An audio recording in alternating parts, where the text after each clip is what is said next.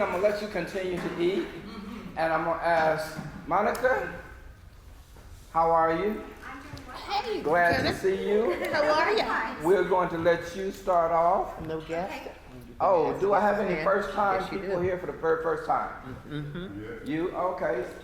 Can you tell us your name and how did you hear about it?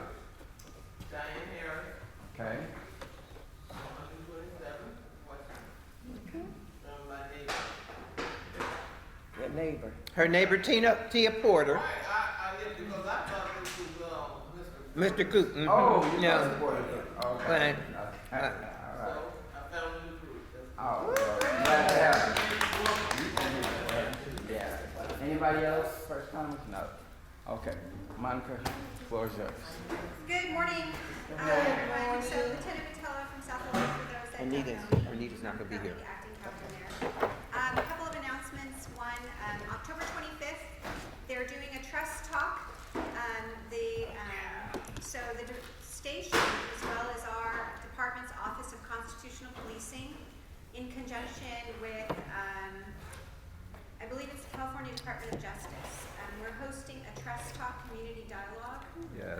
with community members from South LA's jurisdiction, within just South LA's jurisdiction. So we're putting out the invite. I believe we started yesterday. We sent out email invites, and I know it's going to be posted on the website for Westmont, West Athens. Okay, yeah, Westmont. but the thing is, it was only for 50 people though, right? It's only for 50 because it's at Southwest College. Okay. It's going to be broken off into groups. So once Okay. we get there, there'll be a moderator, and there'll be potential topics to discuss, and then people break off into smaller groups. So with that, we only are limited in the room that we have that Southwest was able to give us. So we're at 50-50. So What's I the don't- date again? October 25th. And I believe the time starts at 5:45, but October Is that a Saturday?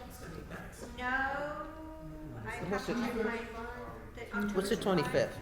Here. I want to say it's like a Wednesday or Thursday, but don't quote me. There's evening, huh? Okay. Southwest College? Yes, and on the website, I don't have any flyers set up yet. The intention 25th is a Wednesday. And so I welcome each of you, and I believe that once we get an idea of who responds to either the Westmont West Athens Task Force website or other people that we know, because there'll be other community members for within the jurisdiction. So we have other community members through different communities like Lennox, Del Air, unincorporated Gardena, El Camino Village. So obviously it could get that everybody wants to go. Question. What's your objective with this? I think the objective is to potentially discuss this idea of subgroups or subcliques within the Sheriff's Department and about public trust and what it means for South LA. As I know that many, we've had media attention with respect to incidents that have happened in the past 3 years that people have potentially portrayed as being like involved with the subgroup at South LA Station, without really any evidence to that. But again, these are things that we could talk about because I think they could raise community concerns about whether they trust us as a law enforcement agency. So I think it's important to have these talks. I'll be there. I'm directing 9 of my staff to appear also. So it'll be a combination of lieutenants and sergeants and deputies. So there'll be 10 of us there to help facilitate the talks and sit down with community members. And I think a lot of it will be moderated by the Office of Constitutional Policing and this outside agency as to the questions, but there'll be an open forum and questions can be asked of the community member, from the community members as well. To build trust, that's it. Of course, yeah, absolutely.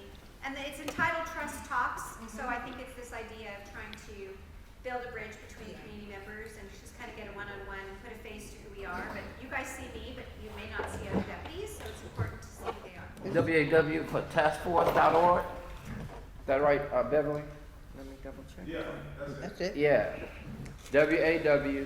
WAW.taskforce.org.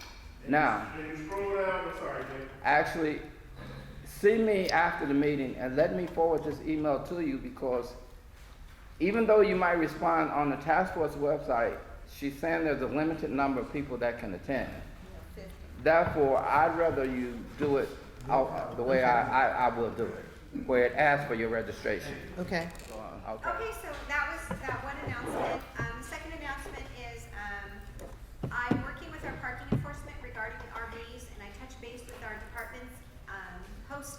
deals with homeless outreach, and got clarification about the RVs that we're dealing with on the streets within the unincorporated area. We're citing them. I have, I think, 3 or 4 right now that I'll be working with the deputies this morning to make sure we can tow them, because I believe we red tag them. The only problem we're gonna run into that I can only right now legally tow those that are damaged, stripped, or burned, and not unoccupied. So if they're occupied, we have to offer services. And right now, the team that is doing that was just trained on how to offer services to individuals that are living in RVs. And they won't be coming out here until February of 2024 to do enforcement, because they're only the one team for the entire department within entire LA County. So our deputies were trained on, given a preliminary training on how to do this, but we are definitely not the going to be the organizers for this. So I ask for your patience as we try to work through, and I'm directing our deputies today to go out there and potentially tow the ones that are within that category: damaged, stripped, or burned, and unoccupied. We're going to be limited on being able to tow those that are. So as we move forward, it's going to get kind of tricky as we go. Yes. Are finding lots of those RVs still an issue? I know that was an issue before, because you have to tow them somewhere and dismantle them. It's hard to find like lots to do. The county gave the department a grant to, they reserved a huge area to allow for the tows of these RVs to be deposited there.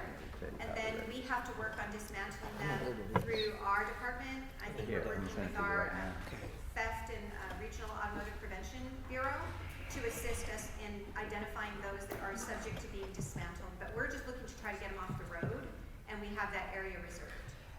I noticed, You go ahead. okay, I noticed that the last time you came and presented to us, I even sent you an email. I was Yes, I gonna saw come it. up and bring you a cake. And it was that they were gone. And then a day later, they They came show up. back. Yeah, and that's what we're having a lot of issues with. We'll cite them to warn them that they need to leave, and then once they leave, it starts the clock ticking all over again for the 3 days. So, you know, we have to kind of work within the bounds of the law. Sure. And so we're stuck with, okay, damaged, stripped, or burned, and are they occupied? That's where we're at right now. And this is all over LA County, not just here. Yes. When you say damage, like if there's graffiti sprayed on the side of them, does that count as damage? It means like where they're missing an engine, or they've got severe collision damage. When you look at it, it's missing wheels, it's up on a block. If we say abandoned, you know, so that gets kind of tricky, because we think they're abandoned, and then if we go to tow, if somebody pops out, we can't continue with the tow. They're considered occupied at that point. Okay. And To answer your we have- question? Can't drive it. Well, there's one in question off of 106th in Vermont, on the south side of Vermont, so it hasn't moved, but I don't know if it's drivable or not.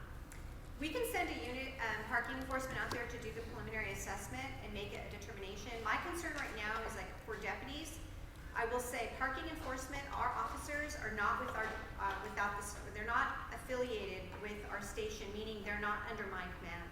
As a result, they are working out of class as parking enforcement officers to tow these RVs. So I have to leave it to the deputies to do so, and I only have one tow company that can tow RVs. So I have to be very clear that we're working with one tow company and deputies to go out there and identify whether it falls within these parameters. So I can have them make an assessment and potentially see if we can tow it, you know. So I'm trying to do my best here with what we are bound by right now. So please, I ask for your patience on that.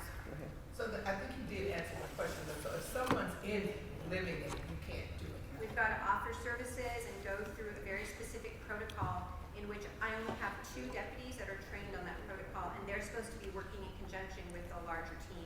They cannot work independently. We can try once we find some and see what we can do with those 2 trained deputies to see once we offer services, what can we do then? How long do we have to wait, and what do we have to show that we did before we just tow this person's house? Gotcha. Very good. Yeah. Thank you. On a good note, I'm sorry. I'm sorry, when the 2 RVs were towed on 127th and Western, and then they came back the next day, That doesn't mean they were not towed. They weren't. They moved. they moved. Yeah. Yeah. So what 3 days are you talking about? They are not allowed to be on a public roadway parked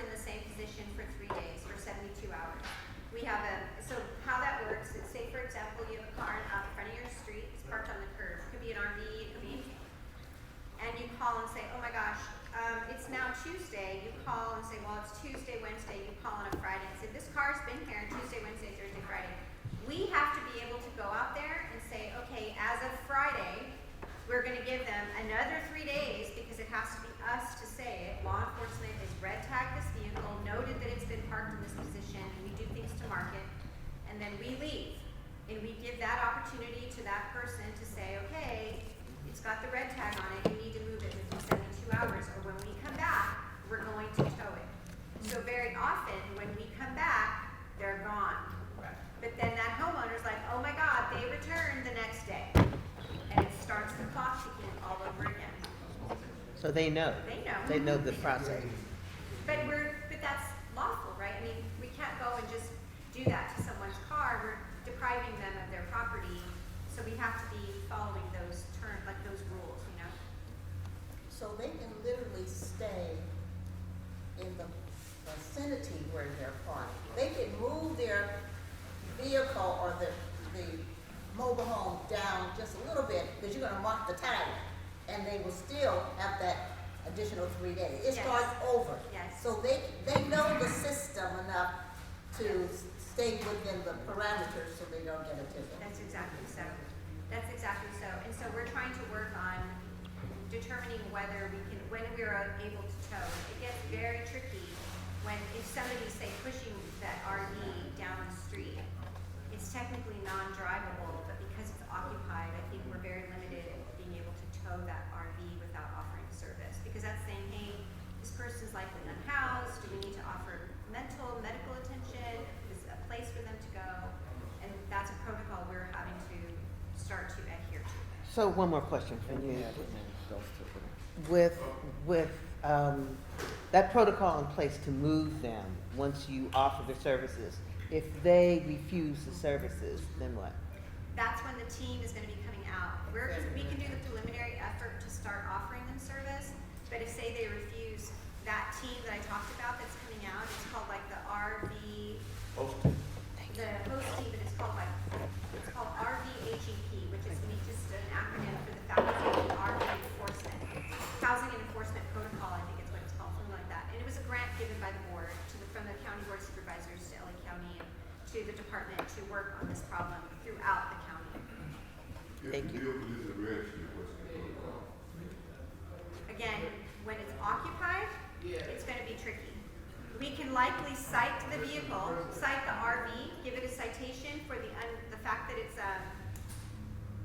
expired on a roadway over 6 months.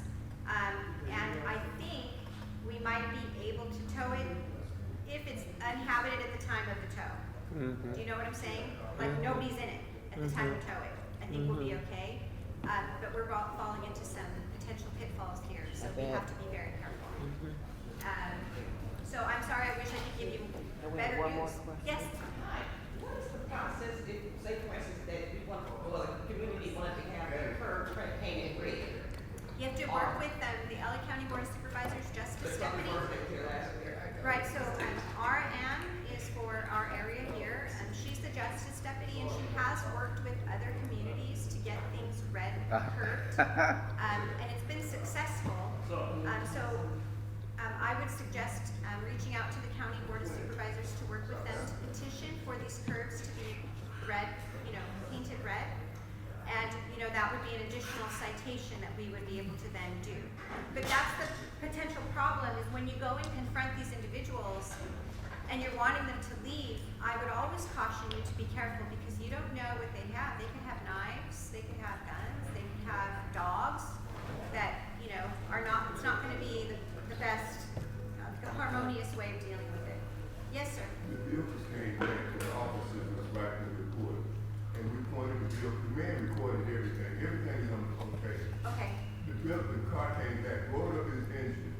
Now, if 4 people come and stand in your yard, somebody has a weapon. And because they're not coming to stand in nobody's yard, if they're not prepared. And we punched the car comes out, roll up the engine, we kill the police, there's the car right there. They should have stopped with that, they could have came back and did the report. And followed this car. Because they got somebody in there had a weapon. If they're gonna threaten to kill somebody.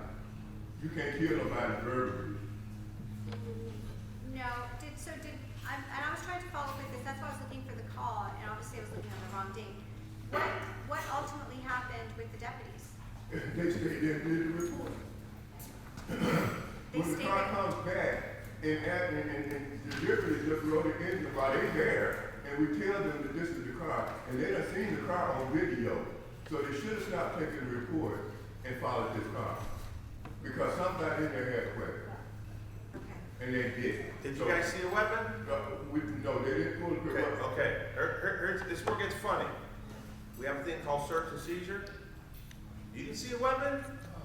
A deputy just can't pull somebody over just because you think he has a weapon.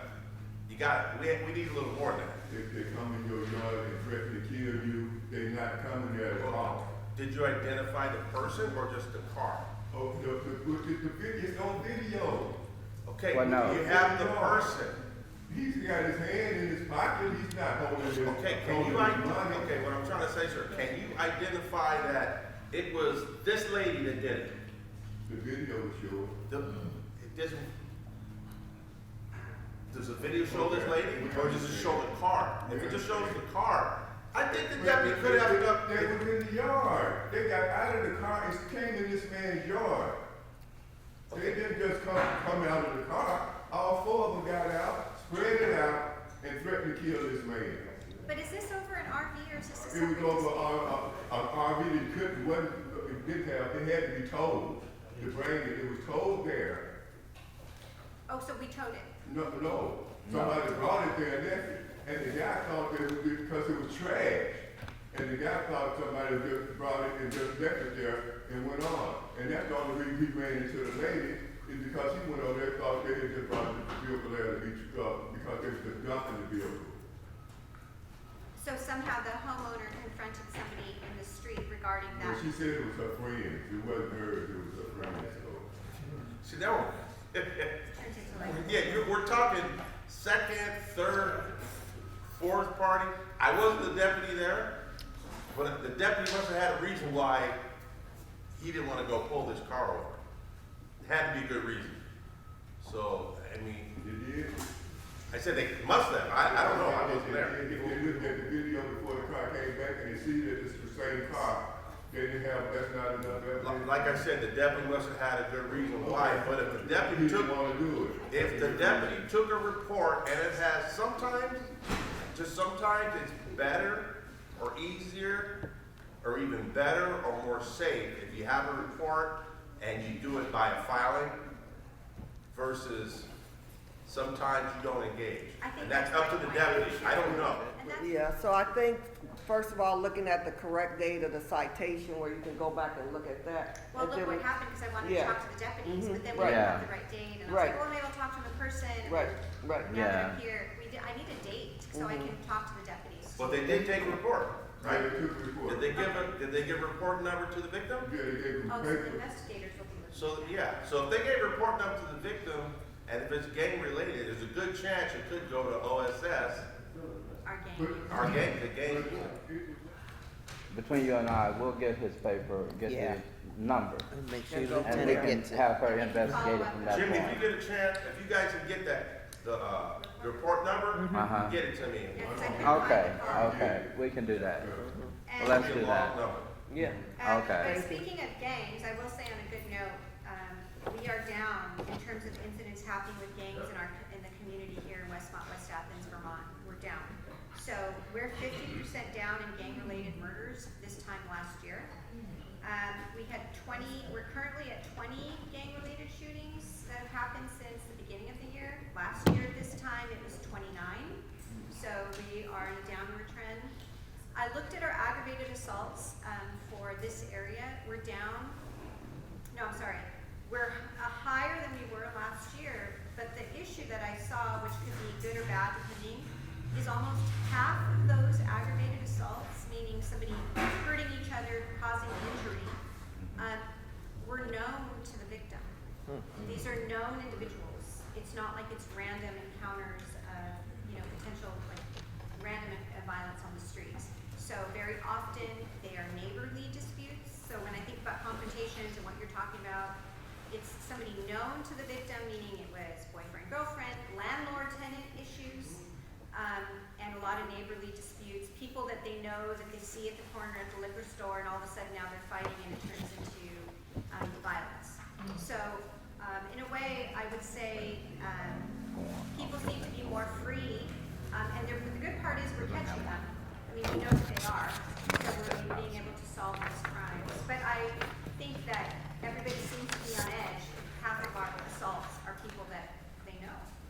So, recently, I would say in our area, at least for Westmont, West Athens, our most recent shootings haven't been here. We've had shootings that have happened in Hawthorne, that happened on the last week of September, and that was at 1 in the morning on a Sunday involving a semi-automatic weapon. And we're having current gang disputes between Lawdale 13 and Serenios 13. So that's not happening in this area right now. So our gang activity for this area is not really been very remarkable per se, but I am having some additional resources come from outside the station to come and assist us in just doing additional crime saturation in Westmont, West Athens, to assist us with that the number of robberies and the number of assaults. In Lenox, we do have things going on in Lenox as well. I did have another gang-related and gun-involved incident happen in Lenox, and that was on the very last day of September as well. And that was also a shooting. In our, so I would say, in a good way, I mean, I can happy to report in the last week and a half, there's been nothing for this area that it was a gang-related shooting. So that's good. I will be incorporating a 2-man no-call car, meaning it's going to be a crime saturation car that I'm involving bringing in 2 deputies. I'm directing them, selecting them to participate in this new car that I'm going to be having service this area. I think it'll be a good thing. They will not be responding to normal calls for service. I would just want them to assist in saturation to bring down the numbers of stolen vehicles and assaults and robberies. And I think that additional presence will help the community. That's starting in November, and that's something that I've been wanting to put forward for a long time and just been unable to do so because I've been short-staffed. So I'm finally able to do it. So I'm hopefully we'll be seeing some result from that. So thank you for your time, everyone. 2 questions, Captain, Lieutenant, Sergeant. All of them. General, the building, the name of the building that you're gonna have this event on the 25th, Southwest College.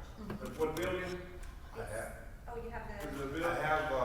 And one more thing, sir. Is something you wanna report what you have going on at Gardena today? We Oh, have. right now, Yeah. at the high school? That one? Yeah. Yeah, I have deputies right now at the high school, talking to all the kids, career day. Deputies went in 3 different type of deputy uniforms that we wear, and talking about different specialized assignments, and to the kids about Explorer program, and so forth. So they're, as of right, they should just be finishing their session right now. The career day at Gardena. Yes. I have a question. yes. When you speak about gang related, a lot of times, y'all get that misconstrued. A lot of times it's individual. And when you say gang related, I mean that the neighborhood is involved. And so y'all have to make those decisions. Right. Yeah, even though this person is a gang member and this person is a gang member, they got an individual dispute. It ain't gang related, it's personal. So y'all have to make those distinctions, because when we hear it, oh, it's gang related, and then we find out we're in the street. Johnny, what's the name, they want to going crazy over a girl.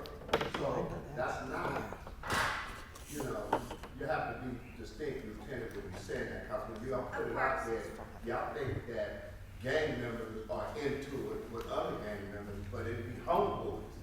And homeboys on top of each other like that. We had to make that distinction, twin, myself, brother JJ, all the time to put out fires. You say gang, it hit this neighborhood, so now they rallying up their troops. So we have to be able to calm that down to I make see. a distinction. Well, I'll say these ones we're talking about here, they're literally, before they shoot, will say things like West Side Tepa. So that tells me they're not doing it because of a personal beef, they're doing it because they're trying to claim ownership of that neighborhood. What is I'm sorry, Lawndale 13, that's It's not here. District Two, I'm not saying we want to team again. And then you say, what's the name? Serranos, And are they in Lawndale as well? yes. So they're having a border dispute, like a territory dispute right now. And they're also unincorporated Virginia. Okay. It's acting captain. Lieutenant, or lieutenant, Acting captain. or sergeant, or deputy. I'm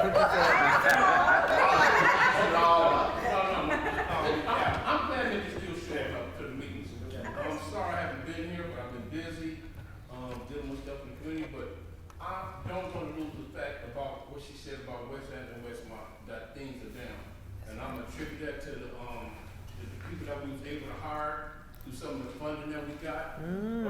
Yeah, so I guess. Come on, come full circle. So we're just showing how important it is to have intervention involved with some of these bodies that was taking place in these communities. Now, it shows that if we have a lot more funding, that we can hire a lot more people, get them trained, so we can put them in these areas. And so we know how this area, how we gonna saturate this area with intervention workers, how it moved to Edenwood, to Longview. So we do have agencies that have contracts that cover that, but My wife. it's better when you use community-based organizations that show up and know that community, and the community know them. And so that's why it's important when we have agencies go out for these contracts, that they be homegrown. Yeah. So they be stationed, so they can't bring somebody from East LA, Yeah. have them try to work over here, or Long Island. So this is something we need to work on, that's why it's important that we have a representative from Hollywood office here coming? She came last She was week. here last week. Okay, we're gonna try to work on getting them here at least every week, at least a representative. We're trying. Was We're it trying. was We're it trying. Victoria Yeah, she came or last week, though. Who was it? April Johnson. April Johnson. April Johnson. She Oh. came. She Yeah. said that they're getting somebody, they're hiring somebody to take Jackson's place. Robert Jackson, because she Where don't. did Mr. Jackson go? Well, she didn't exactly say where he went, but I don't know if he's back from medical or I don't know how he's dealing, but she said they're getting somebody to take his that way because he was our rep. Yes. And you know, he got sick or whatever, something happened, but she said that they were looking for somebody. So this is so important now. Now, how we did Southeast on the same way where our crimes and shootings are down. So we give the investigators enough time to do the investigation, but they're not chasing shootings back and forth with each other. So this is how we coordinate with each other.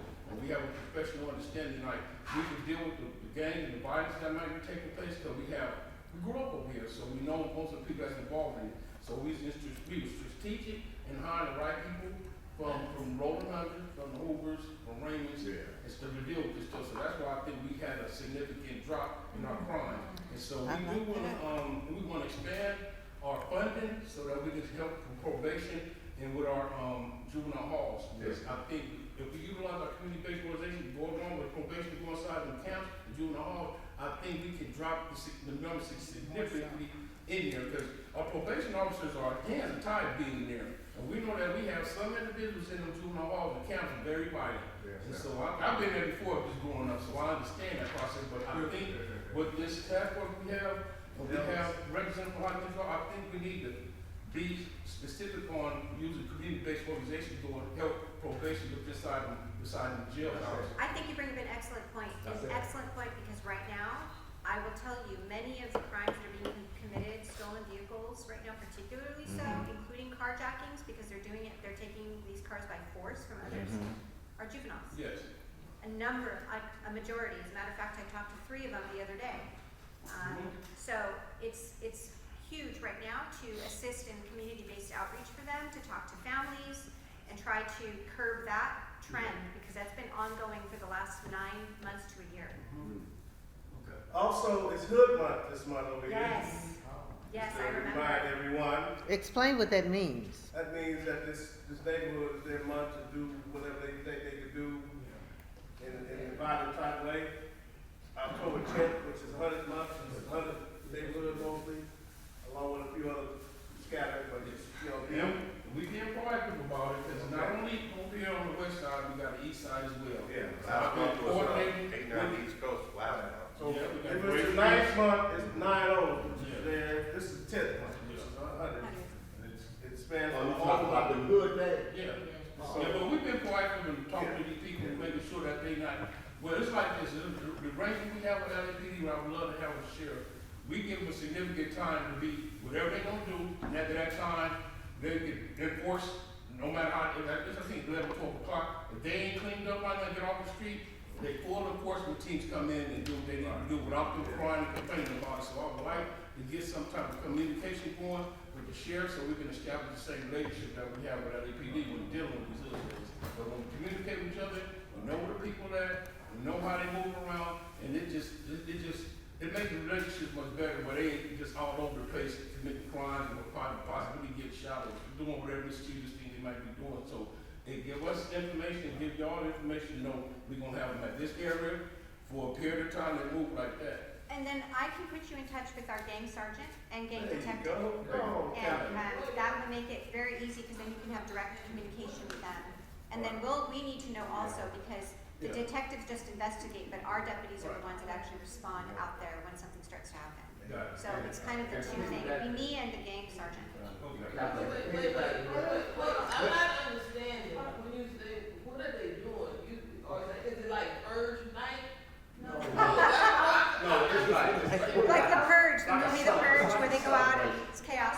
okay, it's a celebration, but they used to take it out of context and do the stupid stuff.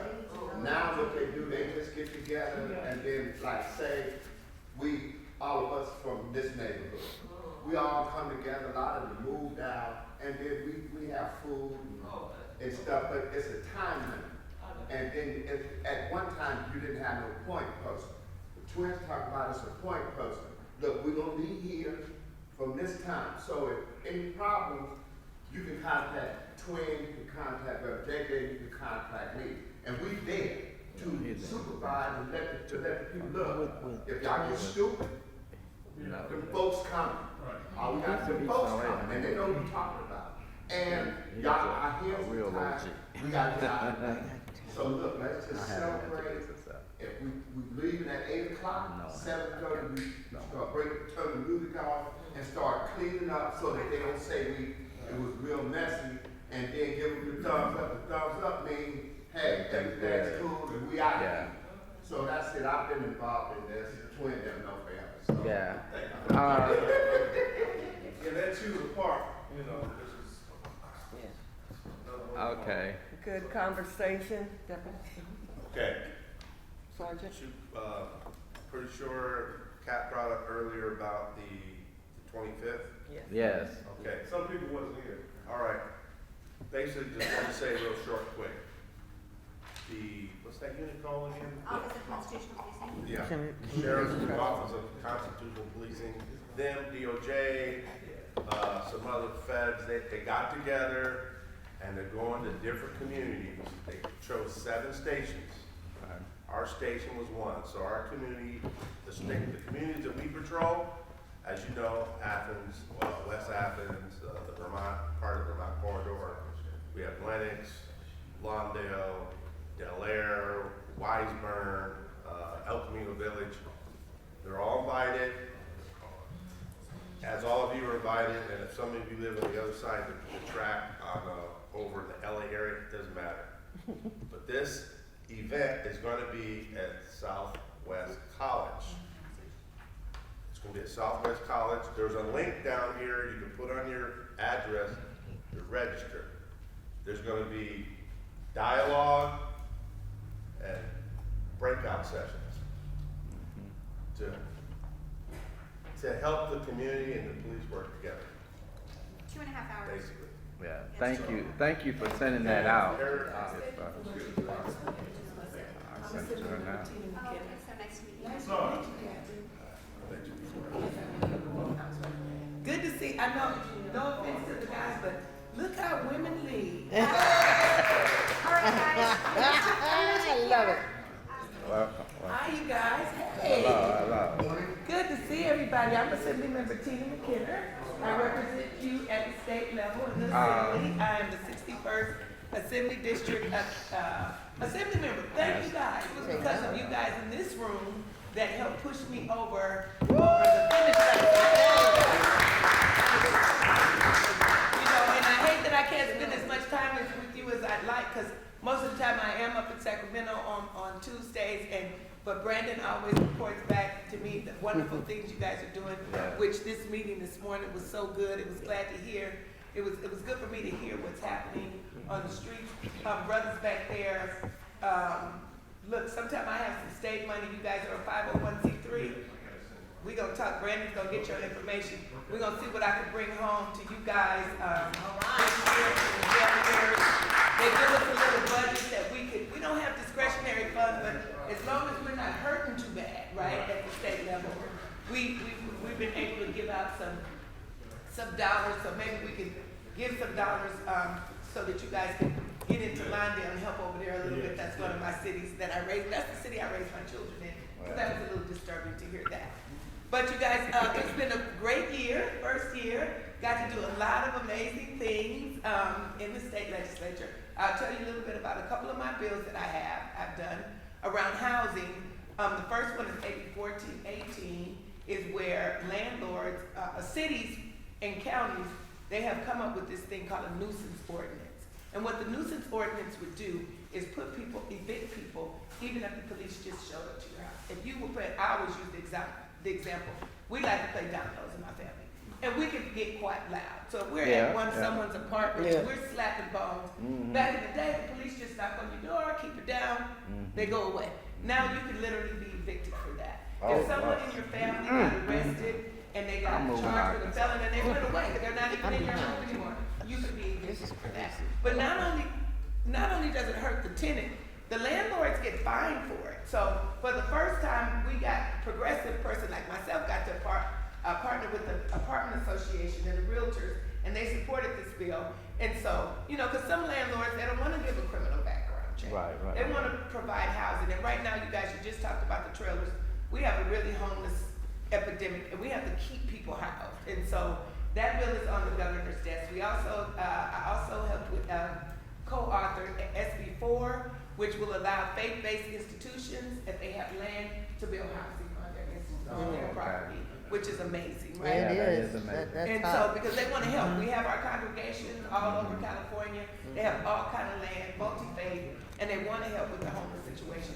So now that's on the governor's desk as well. I did parent unification, where right now a parent only gets 12 months to go through counseling to get their children back. This bill would extend it to 18 months because we know the social workers are underpaid, overworked, and they don't have time to get to these parents for them to get their children back. And we know that if the parents can get their kids back, they should be with their parents. And so all my bills are sitting on the governor's desk, and he hasn't signed them yet or vetoed them. So I just want him to get to them, right?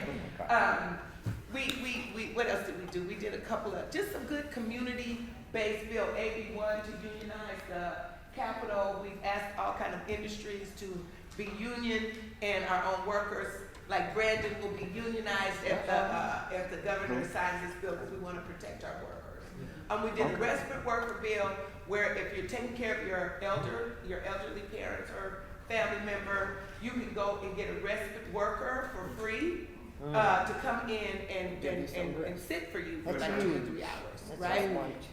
That's on the governor's desk. So I did a lot of things I talked to you guys about when I was here, about making sure that we do community bills to lift up our community and make sure that they can move on. The AB 14 is also about transformative justice. We want to make sure when people get out of jail, get out of prison, they can live, they can move on, they can get work. And that's the kind of work that I will continue to do, because that's the kind of stuff that's going to stop crime.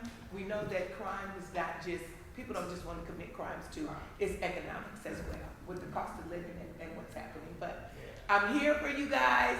Keep in touch with me. Let Brandon know if you need anything from me. We're going to try to get you guys some money back there, because I think you're doing some very important work. I'm a fighter for you guys. I'll keep in touch with you. Keep in touch with me. I'll have some turkey vouchers for Vincent for the holiday. Did you guys, and for you guys, so you guys can just, Vincent will have them. I'll send them through Vincent. I don't know if you guys got the backpacks. Did you get backpacks? Yeah. Yes, Yes, thank you. Whenever we're doing something, we want to make sure this community always benefits. I will never forget about you, and thank you guys. And I'll answer any questions if you have. Happy birthday. Thank you. I have a brand new grandbaby Yeah, I just wanted to say, me and Tina go back a long way. She's a fighter. And everything she said, you could take that to the bank. Oh, and thank y'all for participating in that, the mother's march. Absolutely. Mother's morning march. Absolutely. I was involved in that. Absolutely. So, thank you. And she said, take you to dial it in. And I put out everything, and I've been out here a long time, I put everything on the line to back her. So she did Right. Well, Thank you. okay, great. And endorse it. Now, I Now, have one it. thing, I just appreciate you coming in. I remember you came to my meeting, about a year or two ago, and that's for our support. And you stood by us, and so we know we stand by you. Because we didn't have any people come here and promise that we come back and be a part of this. It's never showed up, so I just Yeah. appreciate you. Thank Yeah, you. we Keep thank your you. word. Absolutely. Definitely thank you. Hi, Assemblywoman McKenna. Thank you for coming. I'm on the task force. I'm also the education director of the Wooten Center on 91st and Western. And we find that our kids with us, part of being a piece of being proactive and keeping our kids off the street is education. So whether it's the library or whether it's, supporting the home, we're a free after-school and college track program.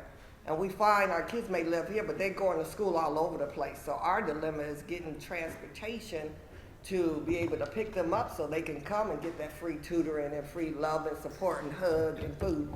And so as we looking as a group and a community want to continue to write for grants and sponsorships and things, because we know some of the grants you get may be delayed, but you still got to do the work. And so whatever we can do to partner with you, we would love to do so, and thank you for all your support.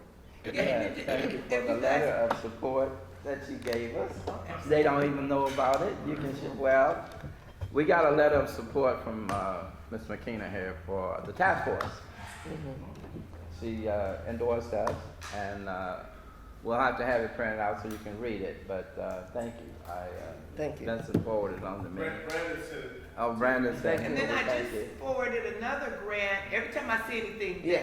for you guys, I'm sending it to them. So if I see Okay, anything great. Yeah. that can help Right. the community. And this one was like this is a big one. It's like $1 billion for safe driving for kids. For kids, yeah. I mean, one grant would, but they got a lot of money Yeah. for this. Right, And so right, I know right. that you guys are trying to Yeah. get your kids, Right, yeah. get their driver's license. We know that, I don't even know how much the driving school costs now, maybe Oh, $300? no, it's $5 to $800. Almost $1,000. $500 to $800. Lord, that's Yeah. a lot.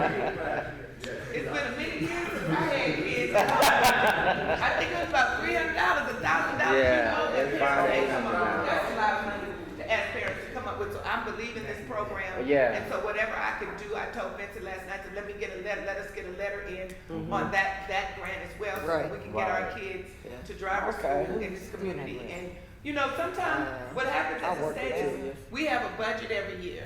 Sometimes the budget's good, sometimes it's bad. During the good budget year, we have a lot of money we can bring. Absolutely. During the bad budget year, we may have $3 million. That's not Okay, bad, well. right? And we can split that up. I haven't been over here yet to do that, so I like what I'm hearing about this task force and what they're All doing right. in the community and keeping crime, what they're doing, the real work to keep Right, crime right, down. right, And right, that's getting out Absolutely. there, getting involved with the young people. And so Yeah, I'm gonna 'cause try when to you see get that them some connect, money as You're right, well. right, right. So they give that to us, like, we can Something ask for it working. in the beginning of the year, they approve it in June, and then Okay. you get it in like March of the Yeah, next year. All right.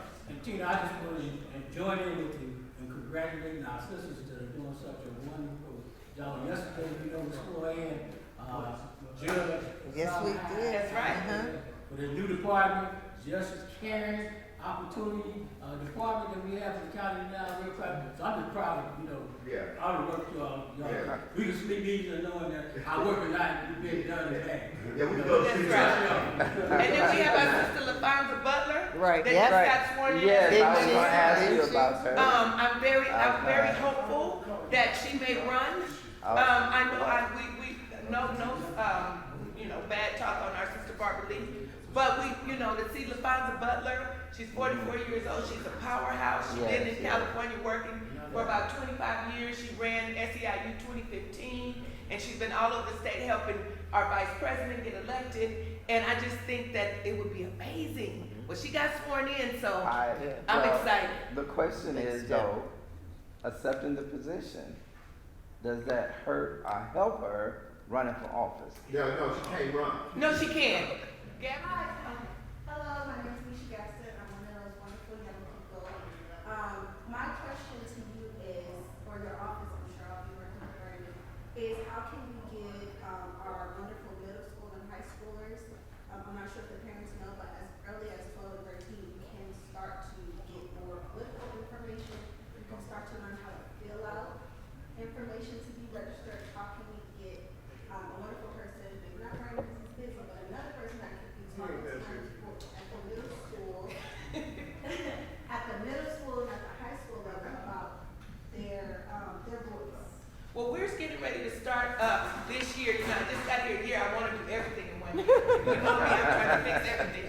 But I just got connected with a group of young people, and it'll be led by Brandon and then Mayor Butts is chief of staff to help to start organizing the youth. So we're just getting started, and it's a group of them that's going to come together. And I hope you join us as well. Now we're going to pull you in now too, since you stood up and volunteered. She's a good choice. Good choice. She's a good choice. She's all So by right. the time they grow up, Nisi, they all right. they're already know about something. All And right. just a small update, because I'm not gonna run up later, I'm not gonna run somewhere. To help support the grant, the extra money, plus what the task force has already put in place. I did get an opportunity to stop at Washington High School.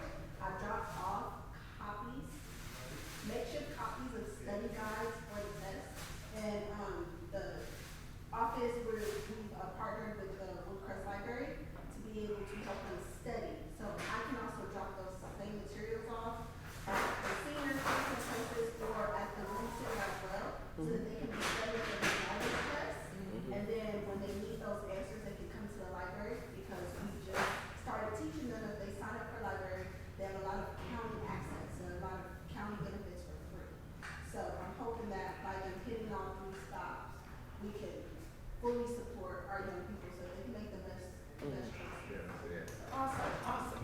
Well, thank you guys so much. Thank you. I'll see you guys soon. Thank you. Okay, thank you so much. Give our attention to Bronson here. Hi everyone, Ron Shu from the Southeast Cities Council of Governments. I was here, I think, a month ago. Yeah, Then just invited about. me. Brandon actually gave me a heads up about this task force. So I'm really happy to be here. We work with our cities. We have 15 cities from Inglewood all the way down to San Pedro. And we also work with our unincorporated areas. I work a lot with our mayors and city council members on homelessness and senior services issues. There's no mayor or city council of Westmont and West Athens. Right. And so you guys are basically the mayors and city council. Yeah, members. yeah. And so I'm really happy to be here and work with you all on homelessness and senior services issues.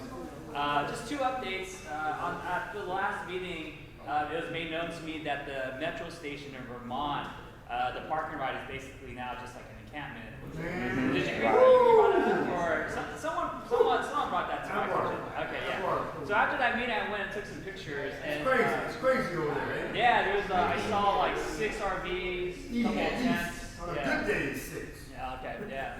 So we had me and my executive director, we actually had a conversation with Metro about it. And it turns out they run the park and ride, but Caltrans owns the lot. So it's multi-jurisdictional, which goes an extra complexity to it. So we're gonna have to talk to Caltrans and Metro together to see what we can do about that park and ride. They're in agreement that, it's not being used for its intended purpose. So we should do something about it. And we have to figure out. Clean it up and lock it up. It ain't used. Well, no, clean it up and build something on it. Well, do something with it, but just Yeah. leave it open like that, it's just gonna be going in a circle. Yeah. Constantly. Okay. Yeah. So we're continuing to have conversations with them about that. We're gonna bring in Caltrans. So our next meeting is probably gonna be with Caltrans and Metro. So that's an update there. We're also looking at that nightclub on Western and 120th? yeah, Western 120th. You gonna tear that down, I hope? Well, so like the owner of it applied for a motel permit in 2016. Yes. And that permitting process has been ongoing. The county's still looking to approve that permit to turn that into a motel. We're gonna reach out to the owner. We haven't been successful yet, but we're gonna reach out to the owner, see if the owner's still interested in doing that, or if he has other ideas, or if he wants to sell the property. So that's the update there. You said 2016? Yeah, it's been a long Yeah. time. Yeah. Generally, how long is the process, or did COVID put a delay on that, or? It usually takes a while. I mean, I'm kind of surprised it takes so long just for the permits, but sometimes developments can take like 10 years. I just from homeless housing perspective, we have some projects that are 7-10 years going. They haven't even I had no broken ground idea. yet. Yeah, Okay. I know. There were 5,000 evictions in the last 2 months in LA City. Yeah, 5,000. That's crazy. And so we're seeing that across all of the county. So we're really worried. As you know, the eviction moratoriums have been lifted, and so landlords now want to get their money, and if tenants don't have it, they're filing eviction notices. What organization are you again? The South Bay Cities Council of Governments. Southwest City. Yeah, we're a joint powers authority of 15 cities, plus the 2 supervisors. So Supervisor Hahn, Supervisor Mitchell, they sit on our board as well. We work at their behest. So our cities include Inglewood, Hawthorne, Gardena, Carson, just anything. Our borders are roughly the 105 and the 110. And you know how Inglewood, they kind of straddle the 105. So that's roughly our border.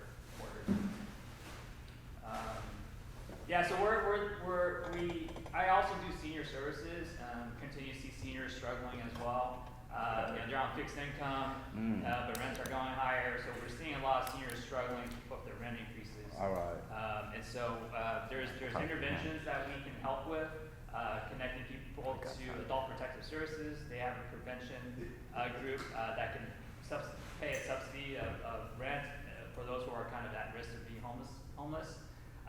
There's actually some assisted living facilities that have just recently opened up.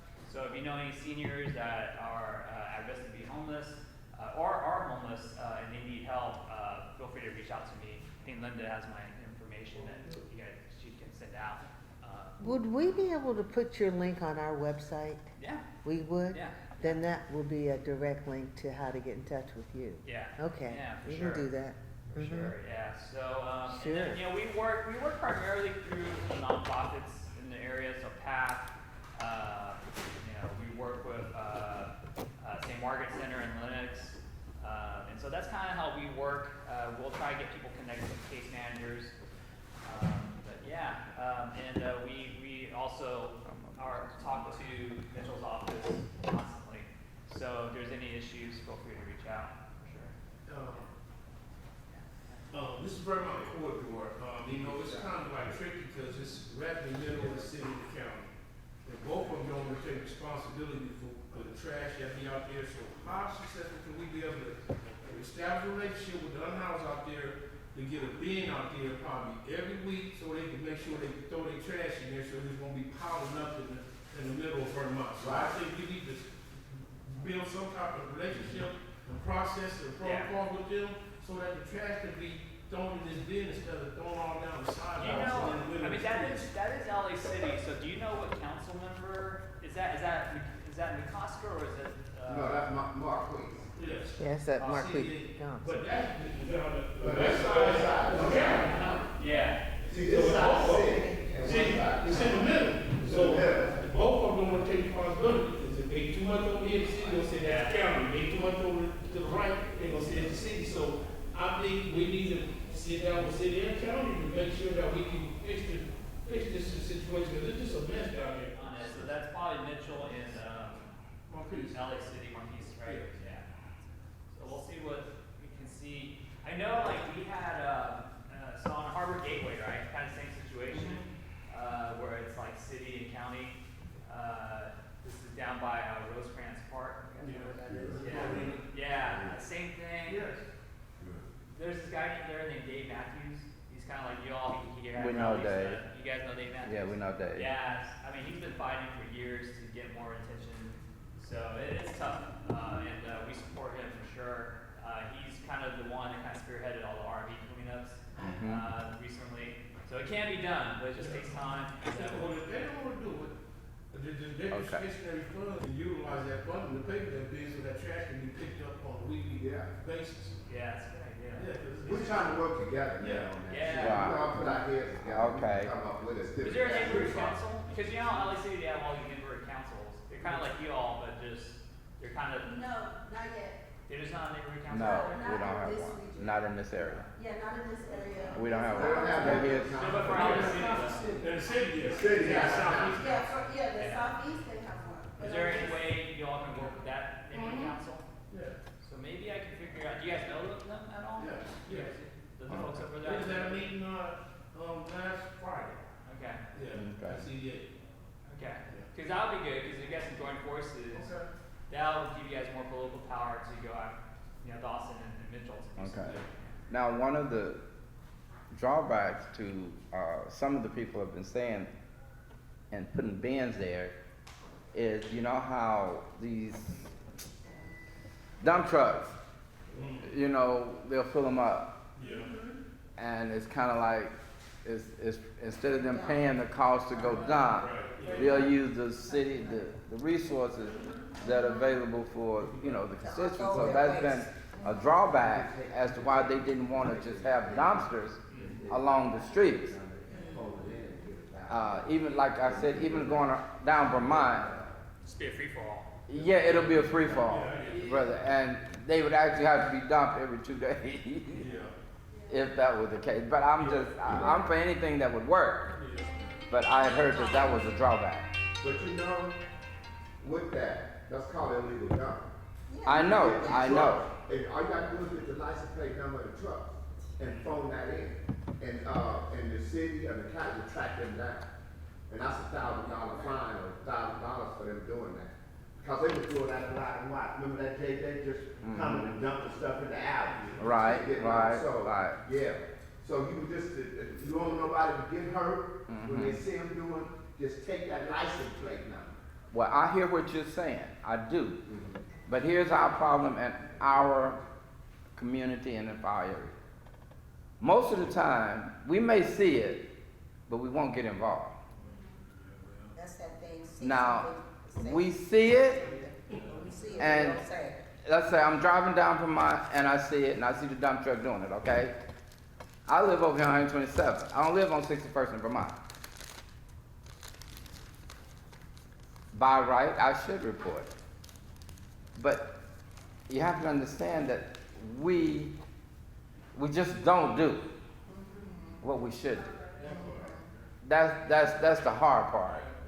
Reporting it, and when you see it happens, actually, if we were actually doing that all along, we could eliminate a whole lot of problems, gangs and so on, if we spoke up. But we don't do that. We just don't. Okay, I didn't mean it. No, thank you. I'll check on that with Yeah. Dawson's office. Okay. See if they're doing anything about it. Any more questions for Bronson? Thank you for sharing. All right, thank you so much. So, hello everyone. For those who don't know me, my name is Latan Cotton, and I'm a member of this wonderful task force. I've only been involved maybe no more than 3 years, and I was recruited by a neighbor, Ethel Martin, and I got hooked. And when I get hooked, I stay, and I try to make a difference.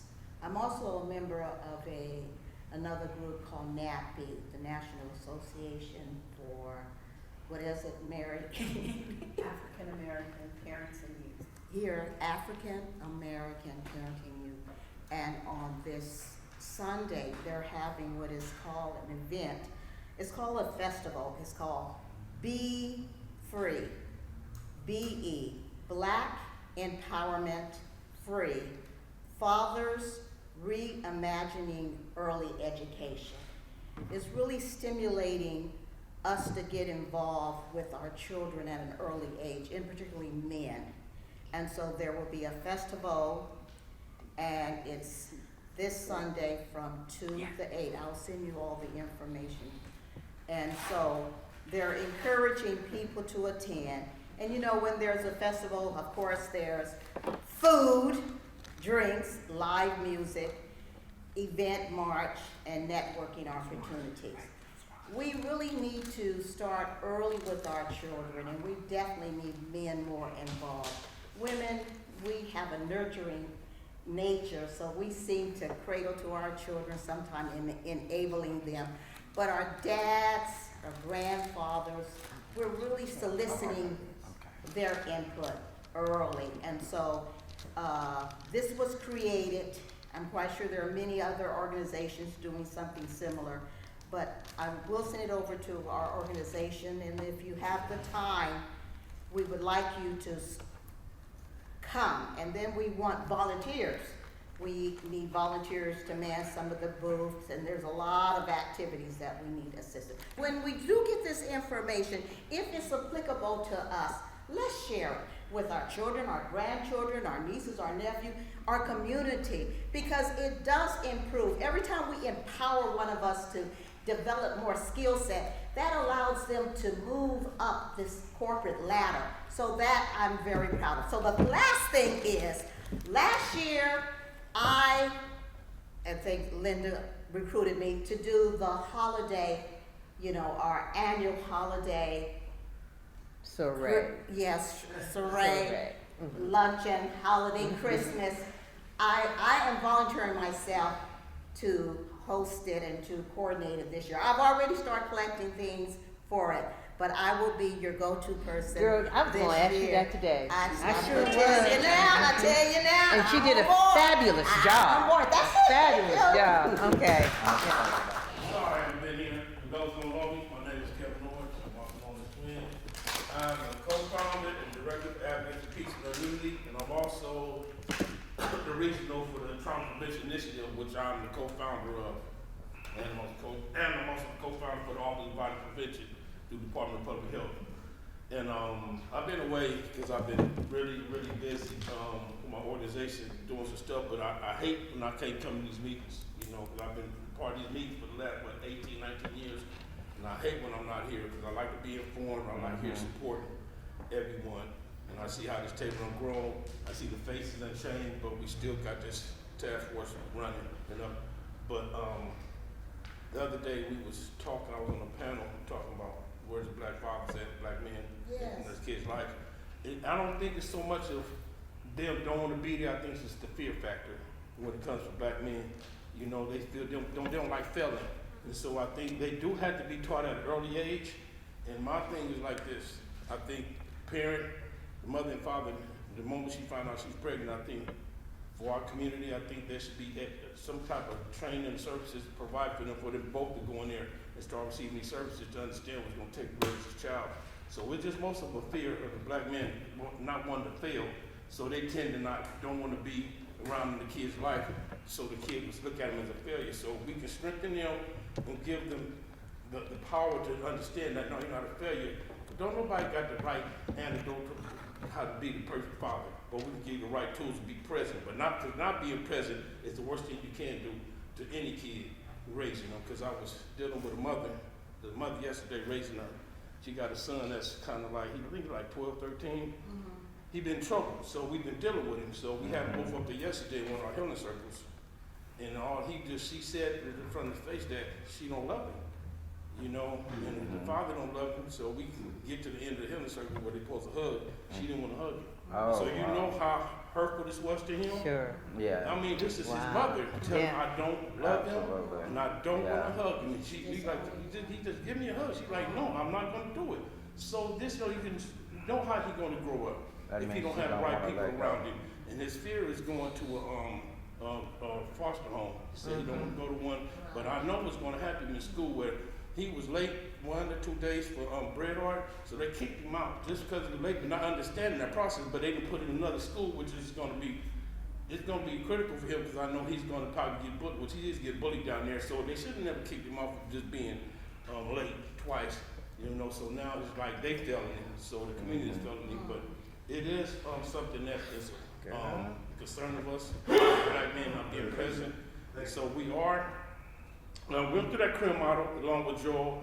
I've been through every, probably mental health, trauma services they provide, or if it's free, I'm going, you know, to get educated in it. So I think this is something that's, is being spoken around, not only just in this area, but in Compton, Washington, everything, where we all come together. And so we kind of start supporting each other and speaking up for the black men being present in these households and these kids' lives. And Because we we need have, to stop Orange saying to the children, "Dad be dad." yes, That definitely, is yes, created an image in their mind. right, When moms refer to the fathers, right, their dad, as a deadbeat dad. Doesn't do all that you want him to do. He pays child support, he visits his child, but that is creating an image in that child's mind. Yes. And my daddy is worthless, he's a deadbeat dad. We well- need to wipe that out of as the well as mind. men being disrespectful to the mothers. You know, can't be having them talking, downgrading their mothers as well. Yeah. But, far as, this task force growing, I mean, hopefully we get the services that's been due to us. Brother Vincent, the money from, you know, we get funded from LA Carter, but as we see, how people, you know, vote and put in office, we cannot be afraid to start asking them for funding for helping us on our efforts, because it's like, we do a lot. And we put people, we vote people in office with our tax dollars, and so we should never be afraid when they come in here and we need their support. We should be, because they heard the great plans we have, so that's one, I'm not gonna be afraid to ask anybody for services and for funding to help us, because it's our tax dollars we asking for anyway, Right, in return, you know, so I'm just glad that we still been standing strong. You the president now, right, brother? No, he's the CEO. Brucey, CEO? CEO? Okay, sir. don't You're talk right, about it. man. Well deserved. I'm the president. Deacon CEO. Deacon CEO. Deacon. I'm the president. Okay, I'm just an advisor still. So, I mean, congratulations, because it really came full circle. And you know when things come full circle for you? And when we heard the acting captain Yes. talk about the incidents in West Athens, Westmont, Yes. and then you connected the dots as to why this is happening. I mean, that is so powerful. Well, You yeah, know, I mean, it's been it's a just, long I mean, time coming. congratulations. Thank you. Because for whatever y'all doing, and I don't even know what y'all doing out there Well, in the streets. I can only imagine. But I'm hearing the healing circles and the things that I mean, this poor baby you're talking about right now. I mean, dead. Yes. You know, I mean, Yeah. and she didn't want to hug him. She Disown went. her own child. So that's it. I have to You share. know, I'm it's just- I'm just- gonna be back. All right, Thank you. All right. For those who were not here last week, Nisi, Twin, even JJ, Lily from Hopping Oh yeah. shared with us that if you know anybody, You have a flyer? No, we don't have a I flyer. don't We have a got a number. flyer, we got Lily's phone number because she said call her. But if you know anybody who's behind, who's delinquent in their rent, bills, Car no matter, payment. car payment, contact her. Up to $1,500. Up to $1,500. Oh, you have to be 50 or older. You have to be 50 Yeah. years old or older. Yes. Yeah, Yeah. yeah. Say it again. Oh, okay. Our elder population. Oh. Now, I don't Be know quiet, how be y'all quiet, want be to put quiet. it. You know? Oh, okay. The elder population. Yeah. I know. I'm just messing with you. I'm just messing with you. In the Thursday discount. Yeah. It is right now, And you October. are, I'm Nisha Gaston. Too many titles. But it's October, and we do have juniors and seniors. Right now, I'm only connected to one high school. I'm sure it's gonna, but we do have juniors and seniors, and they need community service hours to graduate. So, I'm gonna get their names, but I think community service should be done in the community. And it should be things that's gonna be life-changing.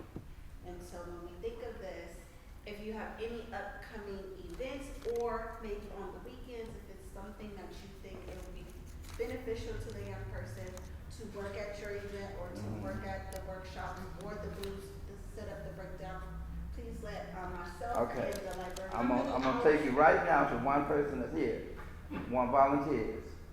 Rudy, speak up.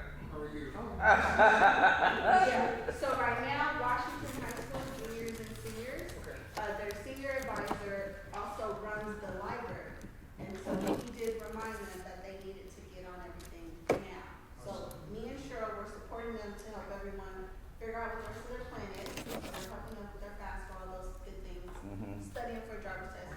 But before, especially around Christmas break, there's no studying, they need to.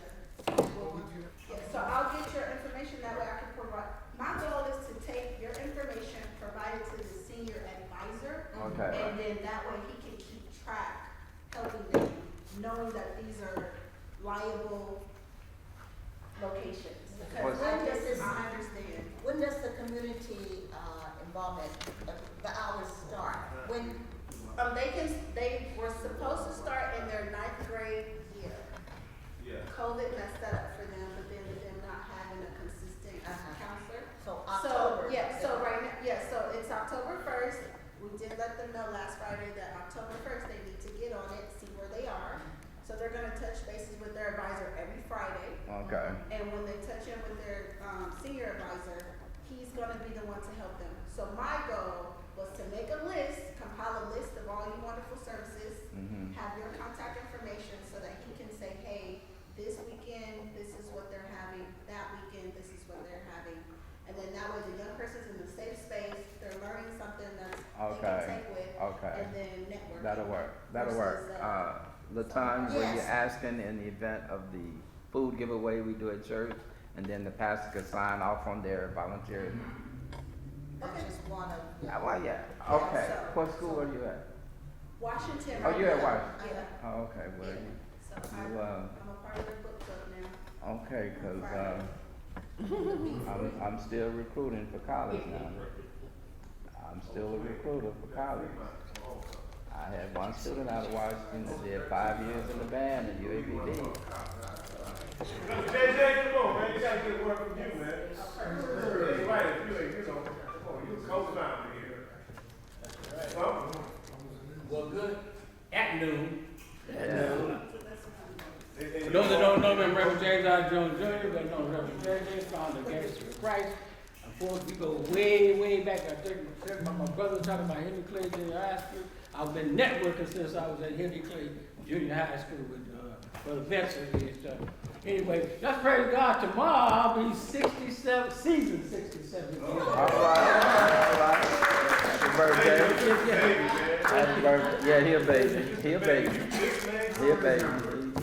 Just getting back from Louisiana, and as I was, as Tina was speaking, as I shared on yesterday, when we actually swore in Judge Shanghai Alstead, from the community, she gets it. Another good force that we have. When I say swore in, she got sworn into a new office that's been developed. We've been working in this office for. We didn't know there was going to be a department. But there was some of us in the community that been going to meetings at Magic Johnson Park. Some of you in the community. I ain't got to tell my wife I got this. Justice, caring, opportunities. The Justice, Caring, Opportunities County Department now. So she officially got sworn in downtown actually what was considered where our board of supervisors. They were all there swearing, because that's what she'll be reporting to now. And just on a note, as I know earlier, when we started this task force, you remember MRT told us that it was for their office. It's going to be a bad. He wouldn't be able to compete there because of they actually meet on Tuesday, the board of supervisors. But they did promise us a representative, and I did speak last time. I understood that it was having a representative on the record. I did speak to her, and she did assure me that somebody would be here. So we have to whatever we need to do. April came. She did come. We work very closely. We'll make sure. She said that she's they're trying to get somebody. Yeah, ready. we're definitely working on it. I Yeah, know okay, we're starting, okay, but well, that's- she did share that with us. So that's gonna happen. Okay. And for those of you that know me, I'm all about that networking again. That's what I've been doing, like I said, most of my life since 13 years old. But tomorrow, Thursday, we will be having they'll call Southfield Ministerial Alliance. I'm the president of that alliance, which meets actually our advisory meets once a month. But our general body, that's where everybody in the community that wants to network, find out what all the great work that's going on in our community. If you be there on 8825 South Vermont, 88th Street Temple Church at 6 o'clock on this Thursday, 6 to 8:30. And everyone's welcome to come out. And like you said, the main thing, we're going to be talking about those that do, I got a heart for that community safety partnership. So the chief of community safety partnership, which is Amanda Tangarini, she'll be really the keynote speaker, but we're gonna have everybody from the local government to the federal government will be represented there. If they don't come in themselves, the Sydney's, those are Sydney's. That's Karen Thursday. Bass, Karen That's Bass' Thursday. birthday is also today. That's this Thursday. This Thursday, This at Thursday. 6 o'clock, 6 6 o'clock. p.m. That's right. So Karen Bass, Sydney, son's go to that. all everybody, again, everybody that's running our community, we have, they have a responsibility. See, I've never been one of those people that believe that you put somebody in office to tell you what to do. I believe that we put folks in office for them to support what we need them to do for our community. Absolutely. Because nobody knows better what we need than Absolutely. than us ourselves. So, Absolutely. God bless you. I keep you, hope to Thank see you. you. Thank you very much. And happy Good to see you. birthday. Thank you, Reverend Ray J. Anybody else have anything else to share before we pray out? Oh, we will be getting back into the schools this month. Hopefully we will not have to do the live scan to get into the schools for the fewer hours that we're donating to the schools. So Jeanette Norwood, sitting behind Harry, and myself, we will go back to 95th Street School and start our program, spelling program with first graders. I know right now, I think they have 5 first grade classes. I've talked to 3 teachers already that want us to come in and do that. It's 1 day a week, and they look forward to us coming, and it improves their reading and spelling tremendously. By the time they get to 2nd grade, they are reading.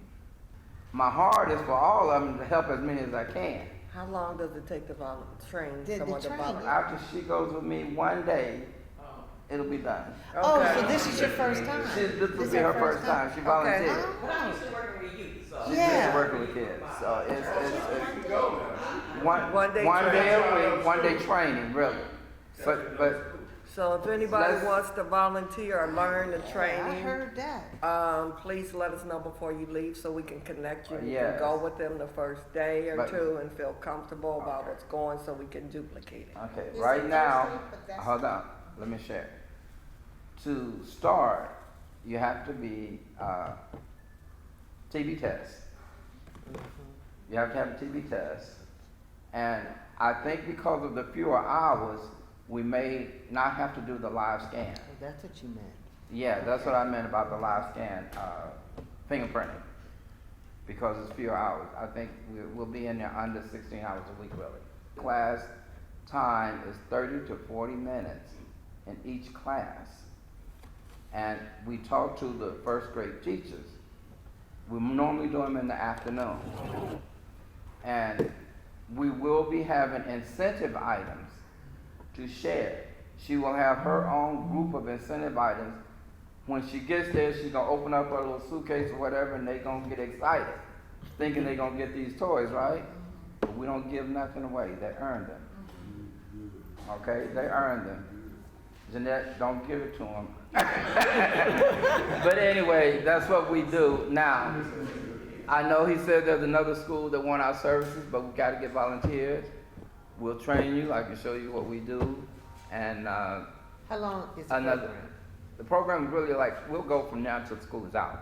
Oh, And when school is out, we normally have a spelling program or a spelling bee.